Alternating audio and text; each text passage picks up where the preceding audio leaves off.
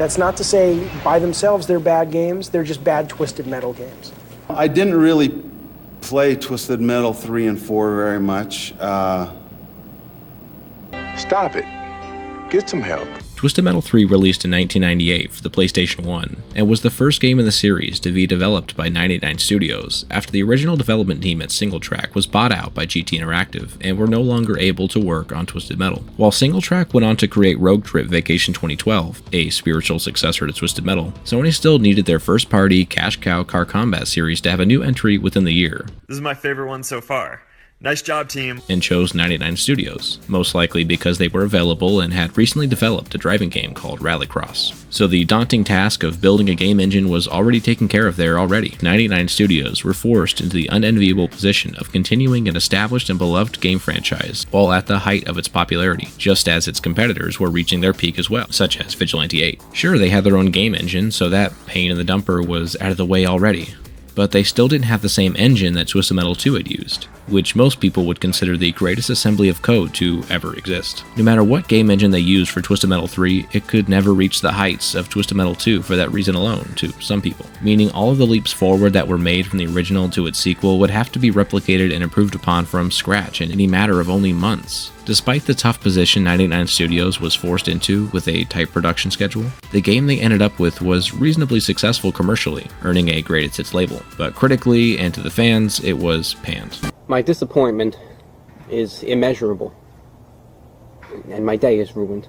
Twisted Metal fans seem to be split on whether TM3 is a great version of the series or if it's a sore spot on the franchise. No matter what your opinion of the game is, it's hard not to consider it at least an admirable effort from a studio that had every reason to burst into flames based on the scenario they were put in with developing this game. They were able to ship a fully featured Twisted Metal game just in time for the holiday season of 1998. Was that game any good, or does it deserve to be shipped by the truckful to an undisclosed plot in the desert and buried, for the world need not know of its existence? That's what I aim to uncover with this video. Does Twisted Metal 3 hold up as a worthy sequel to Twisted Metal 2? Does it deserve all the hate that it got? So sit back, smash that like button, hit subscribe if you aren't already, and enjoy this excursion into the most hated Twisted Metal game, Twisted Metal 3.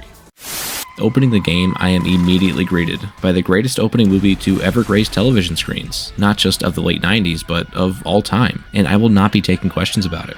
This movie rules, at least until Calypso makes an appearance in his blimp at the end, and it's clear that there is no horror greater on this earth than that of Twisted Metal 3 Calypso. Welcome to Twisted Metal. Sort of a yin-yang deal, I guess. I decided there was no better way to embark on this journey than to just slap me and my vehicle right into the tournament. My warrior of choice this time would be Outlaw, because there is a whole wide world out there in need of a good, tender tasing. Plus, I like the Mustang design, and in fact, I like pretty much every design in this game. There are very few returning vehicles that have had a better design in another Twisted Metal game. Spectre, Outlaw, Minion, Thumper, and others have never looked better. And the new vehicles for this game, like Club Kid, Firestarter, and Augur, are all top-tier iconic designs in my opinion. Anyway, with Jamie and Buzz Roberts behind the wheel, it's hard to imagine anyone stopping us. We're two good cops in a world gone bad. My brother and I will put a stop to Calypso once and for all. Winning the Twisted Metal contest will prove to the world that there's honor behind the badge, and good triumphs over evil.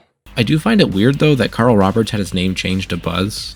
I guess it could be a reference to Buzz Aldrin, the astronaut, on account of Carl having been sent to space in Twisted Metal 1, where he was tumbling in Earth's orbit for like a year with only like a slightly ungroomed beard to show for it.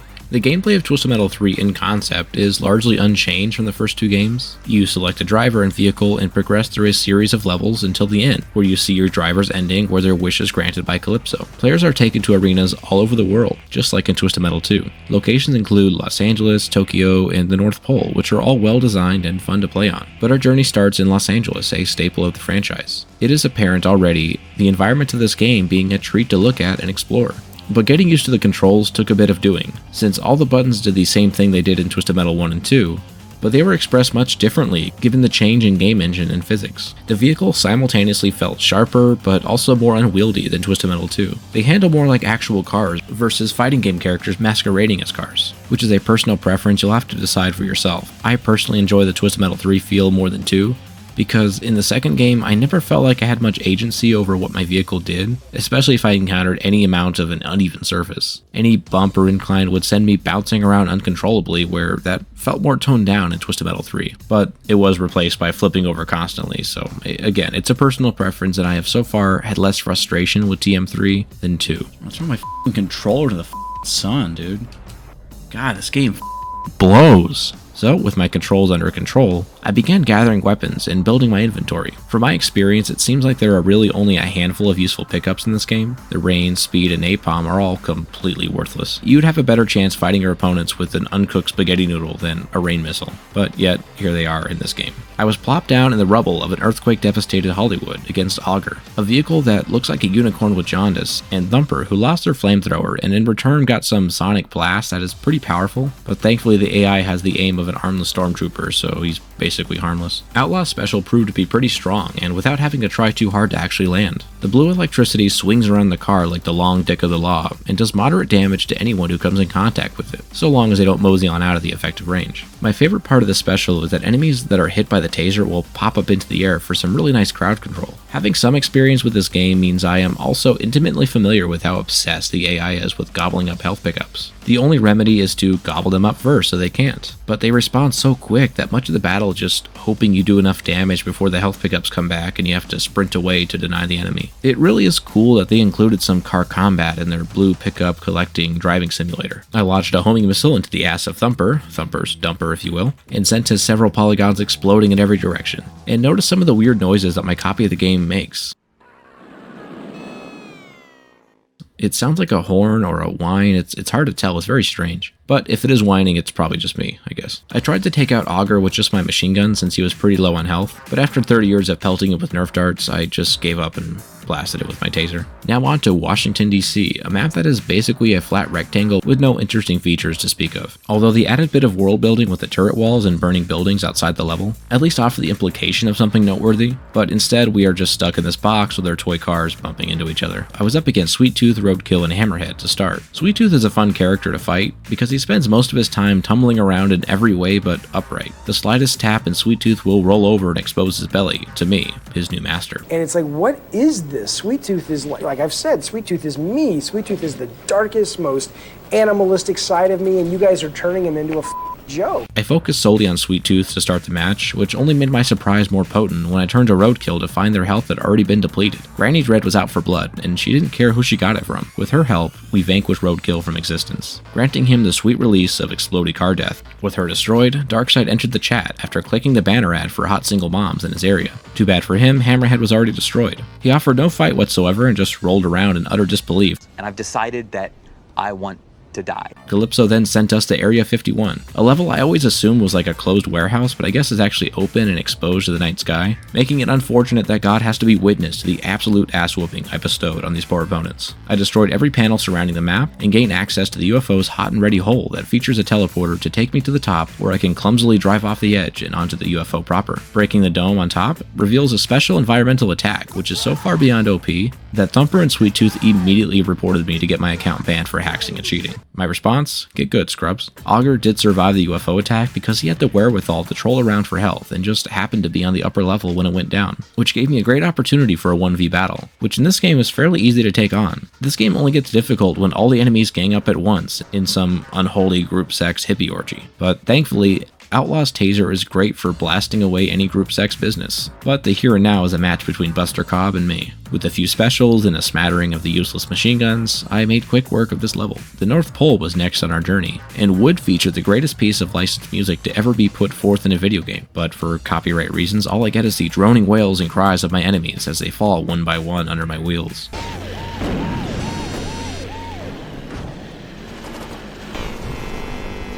The song is a Jingle Bells remix of More Human Than Human by Rob Zombie, if anyone's curious. It's pretty great. One of those orgies I talked about earlier broke out right on Santa's lawn. No surprise, I guess, given the appearance of flower power. But fear not, the law has no time for the urges of the flesh. so I just started blasting. Quickly, I took out Augur, Flower Power, and Grim before Santa saw anything naughty. Thumper had somehow escaped the wrath and drove off to warn the others, but only had Spectre to tell, who just popped in via regeneration. Thumper drove around with basically no health, but before I had the chance to find him, he found the full health, which meant I had to drain his health bar from full all over again. Which actually went fairly quick, since I had a decent stock of weapons and a loaded energy bar that I used to toss out freeze missiles like candy. Spectre put up more of a fight though, and by that I mean he just drove in circles around me while my weapons failed to connect on several occasions. My special was the only way I can consistently do damage, because sometimes the homing in this game just refuses to work, especially on faster or smaller vehicles. So with the combined electric power of my special and the lightning environmental, not even Spectre could outrun the swinging Johnson of the law. This brings us to London, the best map in the game, hands down. It's just the bee's pajamas, the cat's knees. Perfection of game design, a masterclass of brilliance, a level so perfectly constructed. It's the rising tide that raises all boats of Twisted Metal 3. With 5 enemies at the start, plus regeneration and a boss battle, this level offers by far the most in terms of time spent playing on it, and it's pure chaos. The enemies beat the ever-f***ing crud out of one another, which meant a battered Club Kid was on the hunt for health, but was given chase by a bloodthirsty Roadkill. I snagged the health before Club Kid puttered along down the street looking for it. Roadkill completed the assist by nuking Club Kid just where the health would have been had I not taken it moments before. Then the party arrived. Grim, Hammerhead, and Axel all zoomed in with ridiculous fervor in varying states of destroyed, but that mattered not. They threw themselves into this blender of nonsense with reckless abandon. As the only person who got a health pickup recently, I was most prepared to enter this anus-clenching debauchery. Everyone blew up within moments, giving way to the regeneration of Augur. Without much more fuss, Roadkill and Augur joined the others in ravenous climax and left the game as heaps of metal. Minion jumped into battle, and despite being a literal tank piloted by a demon from hell wearing nothing but a skull over his genitals, Minion is a fairly trivial fight as long as you have enough freeze missiles to keep him contained and you stay on his side where he can't spam his insane special. He did manage to take me out, but I got my revenge pretty fast. Nice.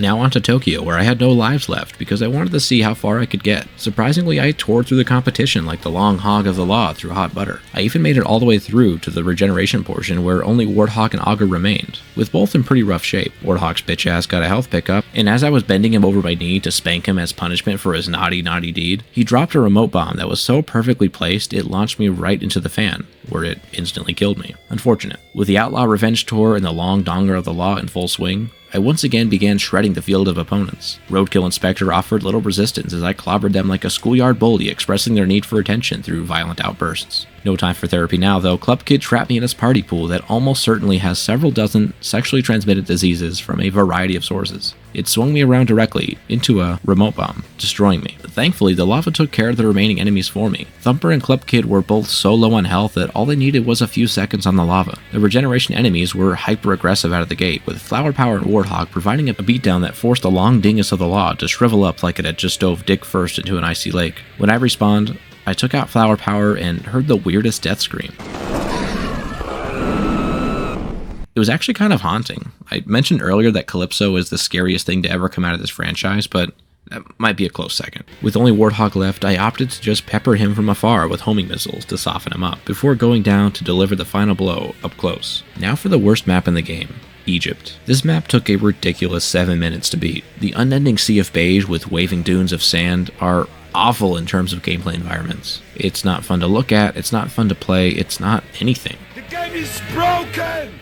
The only thing memorable is how tight my butthole was clenched when I nearly got a game over when Grim at the end became impossible to hit because of what this map is. So as a show of mercy to myself and the audience, I will be fast forwarding this battle and adding no commentary. Just know that it happened. Probably. I refuse to go back and watch the tape. The final battle is here, the last leg of our journey, not to be confused with the third leg of the law. I made the dumb mistake of seeing how far I can get with one life. The enemies helped that decision be short-lived by absolutely hammering me from the moment I entered the level. Why you bully me? I couldn't even destroy all the panels before they got me. With a fresh set of lives and renewed vigor, I made a beeline for all the panels and had them destroyed before even bothering to fire a single shot at an enemy. But as soon as I stopped running around the map at full speed, every opponent in perfect unison turned their sights on me, blowing me up basically instantly. Why you bully me? I did my best to get the most out of my special by taking advantage of all the enemies as they bunched up to do an array of not safe for work things to me. It worked well for a bit. I took out the bad guys, but they were so relentless. Throughout the game, the AI had no issue attacking each other, but here they were being beyond aggressive and ready to utterly dominate me and force me to call them daddy. Somehow, with no lives left, I finished off everyone, including Axel, who was a pain in the long wiener of the law to take out. For a shirtless man with no protective element, he could really take a missile punch well. Now it's time for Primeval, the final boss, the culmination of everything I learned over the course of this game, the ultimate test of my abilities, and he drove into the blimp hole. But wait, what's this? He straddled the wall with bug-like grip and pulled himself free from the jaws of defeat, and then proceeded to effortlessly destroy me. Why you bullying me? With the password inputted, I was back to the blimp. I made the same beeline for the panels, destroyed the enemies after fussing with them for way too long. Regardless, I found myself face to face with Primeval with no lives again. But this time I was ready. He would fall into that blimp hole one way or another. Daddy Calypso needs sacrifices. And I couldn't do it again. He killed me. Another password, and we're back to the blimp once again. Same beeline, same overly aggressive opponents, blah blah blah. This time I got to Primeval with an extra life, so I could afford to be more risky, which means he obliterated my health bar in a matter of moments. But he somehow got himself stuck on the edge of the blimp hole in the process, which means when I respawned, it only took the lightest of bops to push him into oblivion. I did it. I beat Primeval, the hardest boss in the game, which granted Outlaw an audience with Calypso and the prize of one wish. Jamie and Buzz, without saying a single word, were told that their wish is for a world with no crime or bad guys. Their wish was granted without complication from Calypso, but because Jamie and Buzz are cops, this meant they would be out of a job because police need crime to exist. They definitely couldn't just get another job in this new utopia they created. No, they are blue-blooded cops till the day they run out of donuts or whatever. To me, the only thing you can point to as being objectively bad and unforgivable are the endings and stories, which conveniently are the only thing you can form an opinion in good faith about without actually playing the game yourself. It's just funny that people talk so bad about this game, they express so much hate towards it, and the easiest thing to point to is these stories. Like, sitting down with Twisted Metal 3 may not be the peak of PS1 car combat, but it was a blast to play, at least for me, and even more so than Twisted Metal 2 has been for me at this point. In fact, this game was so much more enjoyable and less frustrating than Twisted Metal 2 that the only reason I can see for someone saying TM2 is better is that they want to wear this badge of honor of actually having played enough TM2 to be good at it. It's something to be proud of for sure to overcome the cheapness and over-the-top painful difficulty of TM2, but there's no shame in just having fun with a good game. And no matter how good you think TM2 is, it shouldn't take anything away from how good Twisted Metal 3 truly is. It doesn't deserve half the hate that it got. The game has a charm about it that few other games can match, and even though the writing of the stories is puzzling at best and unforgivable at worst, they make for some grade A meme material, so how bad could they really be? Okay, Thumpers is pretty bad. I don't care what Twisted Metal fans say. The hearts of the hardcore, the purists, whatever they say, this game rules, and you should stop hating it. Thanks for watching. Have a nice day.